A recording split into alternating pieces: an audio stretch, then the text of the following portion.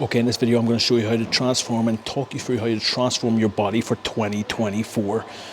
Now, the first thing I want to explain is that this is going to be a marathon, not a sprint. Now, everyone nowadays does like 6-week transformations, 12-week transformations, and there's nothing wrong with that. You can change your body a lot in 12 weeks. However, what you're teaching your body to do and your mind to do is rely on short-term gratification over the long-term habits. Okay, so when you transform your body, you want to be able to sustain this for the rest of your life. That requires long-term habit building, and within a 12-week window you're only really getting started, and it's that restrictive that in theory you'll have unsustainable habits. So your calories will be a lot lower than what they should be, therefore your discipline's going to break. So therefore, we need to make sure this is sustainable in the long term. So we're going to look at this in not just a quarter, not just in 3 months, but we're going to look at it long term, as in we're going to aim to get in shape roughly before June, July. If it takes a full year, it takes a full year.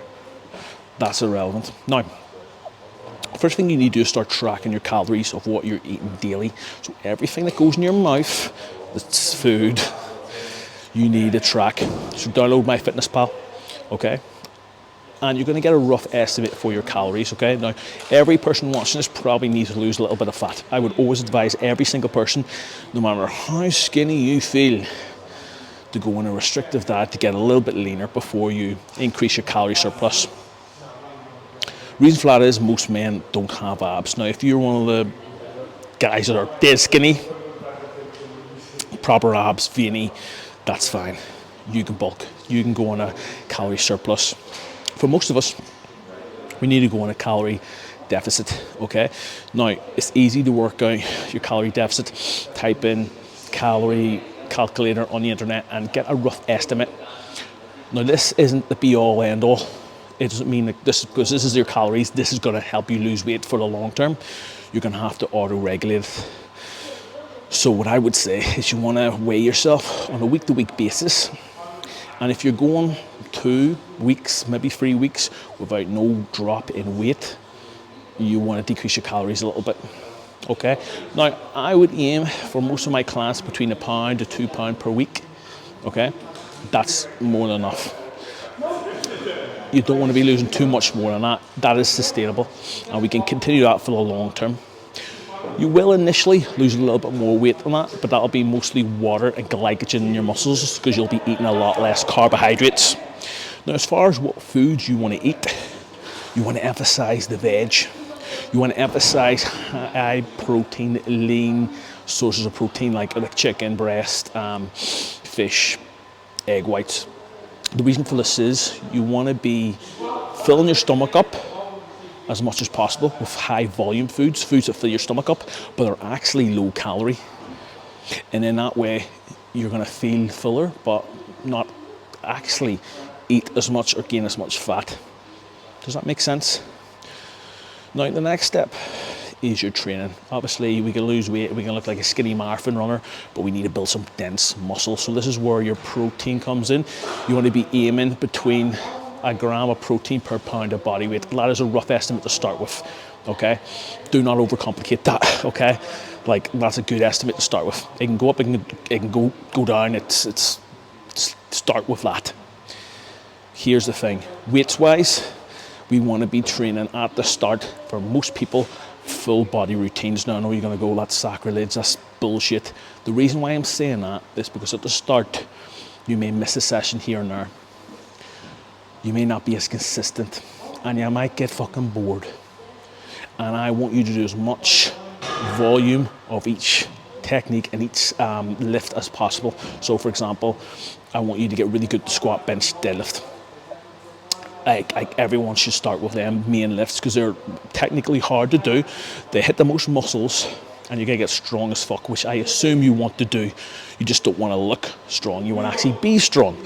So you're going to start with them lifts, okay? Now, that's not the only program you're going to do. It's not the only lifts you're going to do, but you're going to do them periodically throughout the week. A good program to start with is something like Strong Lifts, which is a 5x5 program that was done it's been done for years. It's a really good program to start with. The reason why I'm saying compound lifts, the reason why I'm saying all this shit is because we want to hit the most amount of muscles per, we want to hit the most amount of muscles per workout as possible with the least amount of work. If we're isolating exercises, sure, we're going to hit one muscle group and we're going to hit it well, and they are fucking great. There's nothing wrong with isolating. But when you're starting, we want to build that mass frame. We're not looking to carve, and look aesthetic. We're looking to build that mass right now, okay? You need to build mass if you're starting the gym. If you're out of shape, you want to build that mass, that tendon strength, that solid frame that's going to serve you throughout the rest of your life, your fitness career, okay? Does that make sense? Now, this is only my opinion, and this is only to start with. Now, the next step of that, you got to do cardio. Now, 10,000 steps a day is great. Getting your walking in is great, but I also want you to start doing cardio, and not cardio for the sake of cardio, not running because you know you have to run and you're bored of it. I want you to start a martial art, boxing, jiu-jitsu, fucking, even if it has to be tennis or something. Now, I would prefer if you did a martial art because it serves two purposes. You learn to fight, defend yourself, plus you release some anger and aggression, plus you lose a little bit of fat, you burn extra calories, and you get fit. That's my opinion. I'm biased, I'm a fighter, but I'm going to advise you to do that. Next step is understanding your mindset. So whether you're bulking or cutting, you're going to have problems in your mind where you're self-sabotage, where you don't want to go to the gym, where you feel like you need to eat more and you feel drained of energy. So you need to start doing self-development. So here's what you do in the next year. It's fucking useless having a healthy body if you don't have a healthy mind. So I want you to read at least 10 pages of a self-development book every single day without fail. And even if that's listening to an Audible and just 25 to 30 minutes of an Audible book, I want you to do self-development daily because you need to be healthy mentally as well. And that will address all the issues of self-sabotage, procrastination. It won't solve them, but at least you've got a framework in mind where, okay, I'm struggling a little bit with cravings. Let me read a book on it. Let me understand them a little bit more. Does that make sense, what I'm saying so far? The next and final step is keep yourself accountable. So listen, it is pointless going on this journey alone. So ideally get a training partner. Now, you cannot rely on your training partner. They will let you down. A lot of the time they do. Okay, I've never seen a training partner that's consecutively stayed with you for a long period of time. But at the start, they can be really handy.